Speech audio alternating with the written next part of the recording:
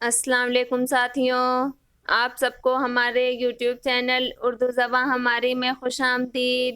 آج میں آپ لوگوں کے لیے تنقید کے حوالے سے کچھ اہم اور ممکنہ سوالات و جوابات لے کر حاضر ہوئی ہوں، جو NET J R F, U P TET, C TET اور دیگر مقابلہ جاتی امتحانات کی تیاری کے لیے بہت ہی مفید اور کارآمد ثابت ہوں گے۔ تو چلیے ویڈیو شروع کرتے ہیں۔ ہمارا پہلا سوال ہے، تنقید کے لغوی معنی کیا ہے اور یہ کس لفظ سے مشتق ہے؟ جواب ہے، تنقید کے لغوی معنی کھرے اور کھوٹے کی پرکھ کے ہیں اور تنقید لفظ نقد سے مشتق ہے۔ اگلا سوال ہے، تنقید کا کیا کام ہے؟ جواب ہے، تنقید کا کام فن پاروں کی قدر و قیمت کا تعین کرنا ہے۔ اصطلاحی معنوں میں تنقید اس تجزیاتی عمل کا نام ہے جس کے تحت کسی فن پارے کی تشریح و توضیح کرنے کے علاوہ اس کی قدر و قیمت کا تعین کیا جائے، یعنی کسی غزل، نظم، افسانہ، ڈرامہ، ناول یا کسی ادبی تخلیق کا مطالعہ کر کے اس کی خوبیوں اور خامیوں کو الگ الگ تقسیم کرتے ہوئے فن پارے اور فنکار کے مقام کا تعین کریں تو اس عمل کو تنقید کہتے ہیں۔ اگلا سوال ہے، تنقید کے ابتدائی نقوش کس میں ملتے ہیں؟ جواب ہے، تنقید کے ابتدائی نقوش ہمیں تذکروں اور تقریضوں میں ملتے ہیں۔ اگلا سوال ہے، تنقید کے لیے کیا ضروری ہے؟ جواب ہے، تنقید کے لیے قوت استدلال ضروری ہے۔ اگلا سوال ہے، تنقید میں کسے خاص اہمیت حاصل ہے؟ جواب ہے، تنقید کی مقتضیات میں معروضیت کو خاص اہمیت حاصل ہے۔ اگلا سوال ہے، تنقید نگار کو کس سے تشبیہ دی جاتی ہے؟ جواب ہے، تنقید نگار کو مالی سے تشبیہ دی جاتی ہے۔ اگلا سوال ہے، دنیا میں جو بہترین باتیں معلوم ہیں یا سوچی گئی ہیں انہیں غیر جانبدارانہ طور پر جاننے اور عام کرنے کی خواہش کا نام ہی تنقید ہے۔ یہ قول کس کا ہے؟ جواب ہے، تنقید کے متعلق یہ قول میتھیو ارنولڈ کا ہے۔ اگلا سوال ہے، کس نے زندگی کے لیے تنقید کو اتنا ہی ضروری بتایا ہے جتنی کہ سانس؟ جواب ہے، ٹی ایس ایلیٹ نے زندگی کے لیے تنقید کو اتنا ہی ضروری بتایا ہے جتنی کہ سانس۔ اگلا سوال ہے، کس کا خیال ہے کہ تذکروں میں ملنے والے تنقیدی نمونے اردو تنقید کا پہلا نقش ہیں؟ جواب ہے، مولوی عبدالحق کا خیال ہے کہ تذکروں میں ملنے والے تنقیدی نمونے اردو تنقید کا پہلا نقش ہیں۔ اگلا سوال ہے، تنقید کو ادب کے جسم کا کوڑ کس نے کہا ہے؟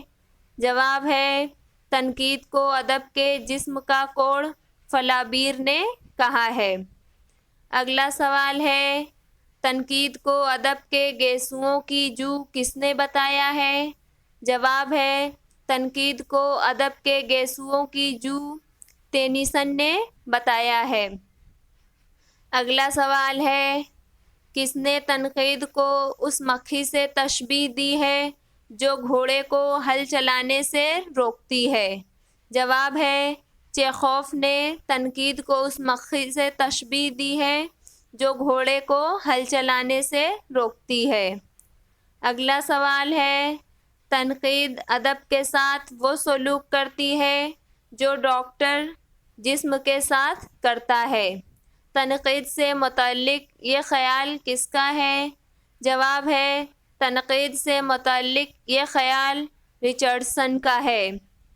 اگلا سوال ہے، نقادوں میں نفرت کا جذبہ شدید ہوتا ہے، یہ کس نے کہا ہے؟ جواب ہے، نقادوں میں نفرت کا جذبہ شدید ہوتا ہے، یہ ڈرائیڈن نے کہا ہے۔ اگلا سوال ہے، لٹریچر کی سب سے بڑی خوبی یہ ہے کہ وہ جذبات انسانی کو حرکت میں لائے۔ یہ قول کس کا ہے؟ جواب ہے یہ قول نیاز فتح پوری کا ہے۔ اگلا سوال ہے، نقاد کا اہم ترین فریضہ یہ ہے کہ وہ غیر جانبداری سے کام لے، وہ ذاتی جذبات، رجحانات اور تعلقات کو وقتی طور پر بھول جائے۔ یہ بیان کس ناقد کا ہے؟ جواب ہے یہ بیان اسلوب احمد انصاری کا ہے۔ اگلا سوال ہے، تنقید نگار کی ذمہ داری بس اتنی ہے کہ وہ انہیں ان کے اصل روپ میں دیکھے اور ان کے بارے میں اپنے تاثرات بیان کر دے۔ یہ خیال کس کا ہے؟ جواب ہے یہ خیال والٹر پیٹر کا ہے۔ اگلا سوال ہے، کس نے تنقید کو استدلال کی سائنس کہا ہے جو تخلیق شعر کے مسائل سے بحث کرتی ہے؟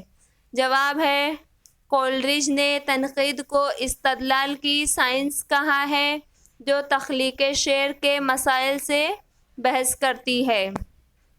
اگلا سوال ہے، کس نے یہ کہہ کر تنقید نگار پر چوٹ کی ہے کہ نقاد پر بھروسہ کرنے سے پہلے ہر ناممکن بات کا یقین کر لو؟ جواب ہے بائرن نے یہ کہہ کر تنقید نگار پر چوٹ کی ہے کہ نقاد پر بھروسہ کرنے سے پہلے ہر ناممکن بات کا یقین کر لو۔ اگلا سوال ہے، جو شعر کہنے میں ناکام رہتا ہے وہ اپنی ناکامی کا بدلہ لینے کے لیے تنقید نگار بن جاتا ہے اور شاعروں پر نکتہ چینی کرتا ہے۔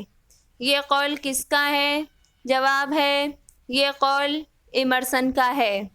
مزید نئی ویڈیوز دیکھنے کے لیے ہمارے چینل اردو زبان ہماری کو سبسکرائب کریں اور ویڈیوز کو لائک اور شیئر کرنا نہ بھولیں۔